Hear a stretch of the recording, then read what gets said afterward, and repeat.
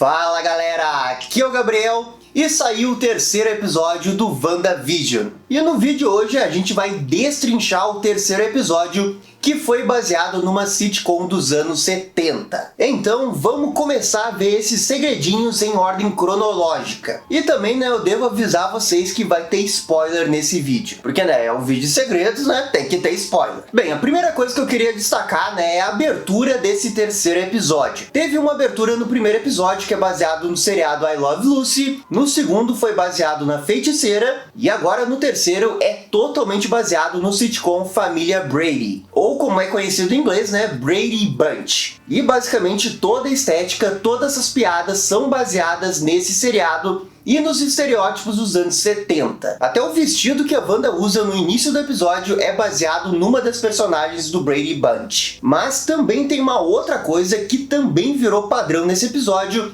que é o hexágono do final da abertura. Nesse momento aqui da abertura, que a gente tem vários hexágonos, é totalmente baseado na abertura do Brady Bunch, só que no Brady Bunch é quadrado. E aqui são hexágonos, que já se repetiam nos outros episódios. E dentro do universo da Marvel existe uma organização cujo logo é um hexágono, que é essa organização aqui chamada AIM, que numa tradução livre para o português seria Mira. Essa organização ficou mais conhecida recentemente quando apareceu no jogo dos Vingadores, mas geralmente ela lida com coisas mecânicas de tecnologia, mas isso daí é fora do universo do MCU. Dentro do MCU talvez seja um pouco diferente. Talvez ele seja uma organização dentro da SWORD, talvez seja uma organização dentro da Hydra, talvez não tenha nada a ver com isso, o hexágono é pura estética. Olha, eu realmente acho que não, porque o hexágono é uma coisa que vai se repetindo ao longo de vários episódios. Nesse episódio, por exemplo, a Monica Rambeau tá com um brinco que é hexagonal. Então assim, no WandaVision já ficou muito claro que qualquer detalhe pode ser uma pista. Então eu realmente não duvido que seja essa. E bem, o episódio inicia e a gente vê que tem um médico, examinando a Wanda por causa da gravidez. E daí tem um monte de piada, que ela ficou grávida em 24 horas, que já tem uma barriga e tal.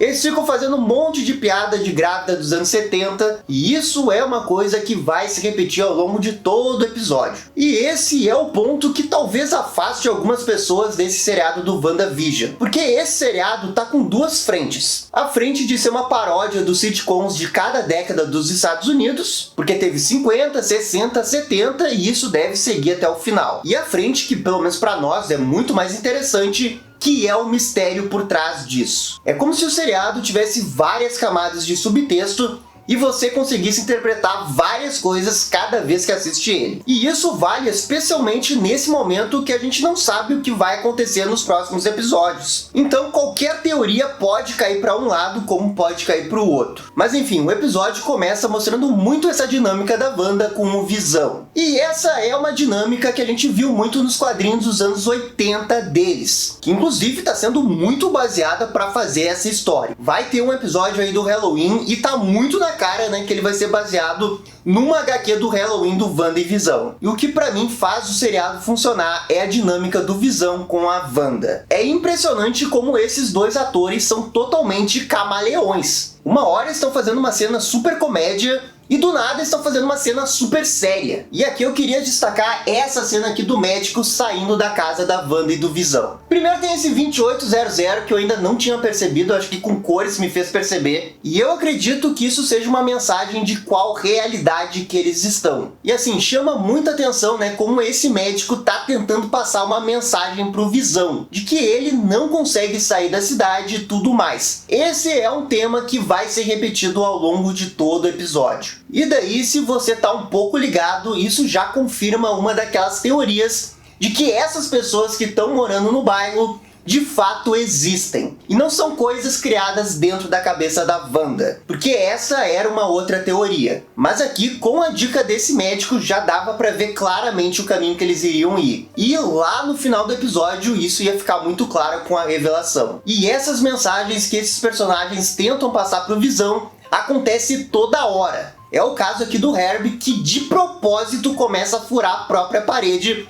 para ver se o Visão percebe alguma coisa. E ele de fato vai perceber isso, só que um pouquinho mais pra frente. E bem, nesse momento do episódio acontece uma coisa muito interessante. A barriga da Wanda cresce e ela começa a perder um pouco do controle desse universo dela. E isso fica muito evidente quando ela faz o berço do bebê e coloca as borboletas lá. E as borboletas criam vida. Ela claramente diz que não queria ter feito isso. Então quem fez isso não foi a Wanda e com certeza não foi o vilão do seriado. Foi um dos bebês da Wanda. Que no caso aqui é o bebê Billy, que tem os poderes de distorcer a realidade como a Wanda. Então o que o seriado quer dizer nesse momento que essa realidade não é só controlada pela Wanda. Quem tiver poderes para controlar, vai poder controlar. E daí, após a cena das borboletas, o que a gente vê é um desdobramento desse significado. Cada vez que o bebê faz alguma coisa na barriga da Wanda, alguma coisa com a realidade acontece. Como faltar luz em todo o bairro. Não é um negócio que a Wanda consegue controlar. O que talvez até mostre, né, que o bebê Billy até seja mais poderoso que a própria Wanda. E logo depois dessa cena, a gente tem essa daqui, que tem um negócio muito curioso no jornal. Tá escrito, né, que 2 hidrantes foram colocados na cidade. Mas isso é um grande trocadilho para a palavra hidra, porque o papel do jornal foi claramente dobrado para fazer o efeito da palavra ser cortada no A. E isso daí é aquilo que a gente falou. Cada mensagem é um subtexto da história. Nos 2 primeiros episódios já ficou bem claro que a Hydra ia ter alguma participação, mas agora no terceiro isso está sendo reforçado. E daqui a pouco vai ser reforçado de novo. E logo na sequência a gente tem a tal da cena, né, que o Visão começa a desconfiar dessa realidade. E daí acontece um negócio que pode ser interpretado de várias maneiras. Porque o Visão fala pra Wanda que tem alguma coisa errada ali. E então a gente tem um corte dentro do próprio episódio voltando no tempo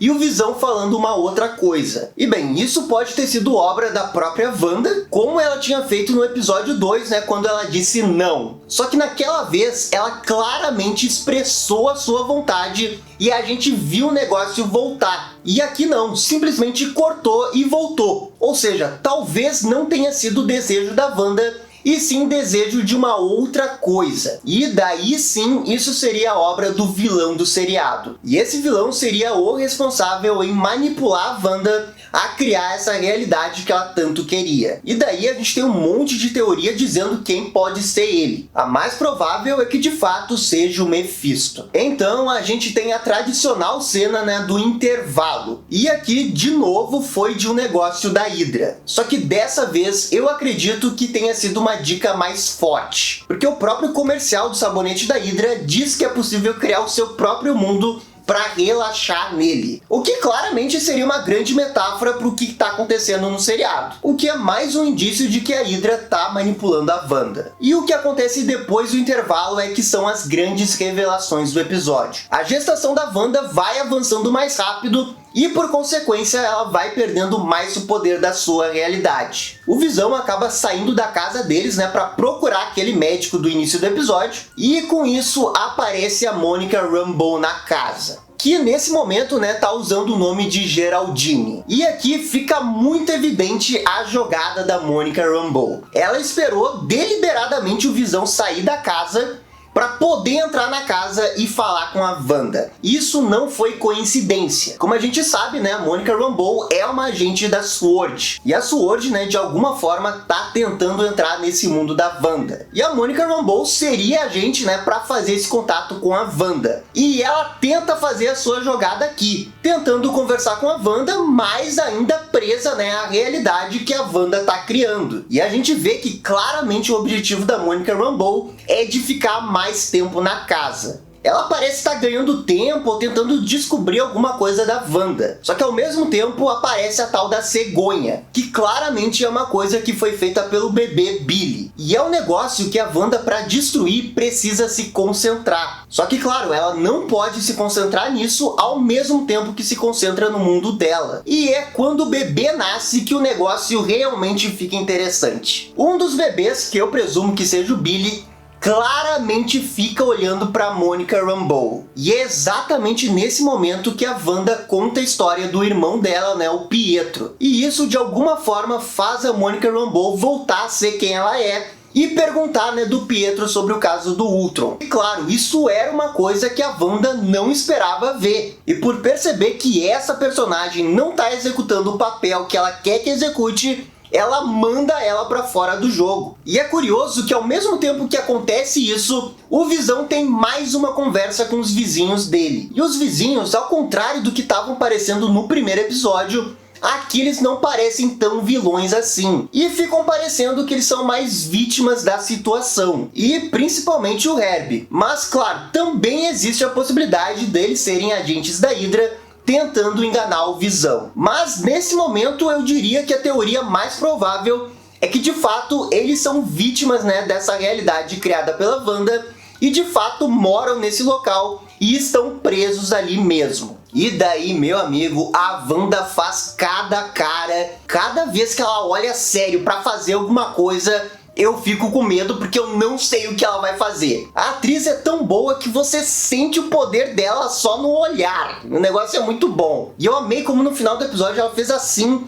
para tirar a proporção 4:3 e abrir o widescreen, mostrando que ela ainda tem o poder desse universo criado por ela. Mas daí a gente tem a grande revelação do episódio bem no finalzinho. A gente meio que é jogado para o mundo exterior e descobrimos, né, que o Westview realmente existe e tá numa espécie de bolha criada pela Wanda. E daí, né, isso confirma a teoria de que tudo realmente existe, mas as pessoas estão sendo manipuladas pela Wanda. E o mais interessante é que a gente vê todo o aparato da SWORD meio que tentando controlar esse círculo criado pela Wanda. Então assim, ó, esse episódio não teve assim tantos segredos e easter eggs quanto os dois primeiros, mas deu pra ver que toda a dinâmica da Wanda com Visão tá muito baseado na HQ dos anos 80. E esse episódio, né, ajudou a confirmar algumas teorias. Tipo, quem era o cara da abelha lá no segundo episódio? Era um cara da SWORD tentando entrar dentro desse mundo criado pela Wanda. E quando a Wanda viu ele, disse não e voltou no tempo mesmo. E assim, ó, na minha opinião, esse terceiro episódio foi o mais fraco dos três. E eu sinto que esse negócio de sitcom talvez não vá se segurar até o final. E assim, ó, com certeza esse formato não vai agradar todo mundo. Pra mim, realmente funciona porque eu adoro sitcom. Eu adoro essas bobagens, eu adoro a plateia indo atrás. Pra mim sempre funciona isso. Ainda mais quando é uma sátira de uma sitcom. Mas também convenhamos, né, que isso não é pra todo mundo. E a única coisa que vai segurar essas pessoas é a questão do mistério. Mas a questão toda é que o mistério tá caminhando no slow motion danado. O fato também do episódio só ter 20 minutos também não ajuda nem um pouco com isso. Mas os dois primeiros ainda dava pra relevar, porque eram os dois primeiros. E agora a gente chegou no terceiro episódio e o negócio tá avançando no slow motion da lesma. E gente, o que foi aquela cena, né, de quando a Wanda escutou o Pietro e o Ultron? Rapaz, eu fiquei com medo que a Wanda fosse desintegrar a Monica Rambeau ali mesmo. Cara, essa cena foi muito boa. Eu só queria que esses momentos fossem mais vezes no episódio. Mas eu tô com a sensação que a partir do 4 as coisas vão dar uma acelerada. Porque lá nos Estados Unidos a Disney liberou os 3 episódios pra imprensa ver. E provavelmente liberou os 3 primeiros episódios porque os 3 primeiros episódios são os que menos têm conteúdo, né, de revelação. E mais servem pra dar um clima de como que vai ser o seriado. E a partir do 4, né, que é o episódio da semana que vem, ninguém sabe o que vai acontecer. E eu acho que é a partir daí que o negócio realmente vai começar a explodir cabeça. Pelo menos essa é a minha expectativa. Eu tô gostando bastante, mas eu também vejo que é um negócio muito pra mim. Talvez pra aquelas pessoas que estavam esperando um negócio mais Marvel já nesse terceiro episódio, eu acho que elas vão ter que esperar um pouquinho mais. E essa foi a nossa análise do episódio 3 de WandaVision. E aí, gostaram? Não gostaram? Deixem suas opiniões nos comentários. E se curtiram o vídeo, deixa aquele joinha e inscreva-se no canal para ficar sabendo absolutamente tudo sobre WandaVision. Obrigado, gente, e até a próxima. Tchau, tchau!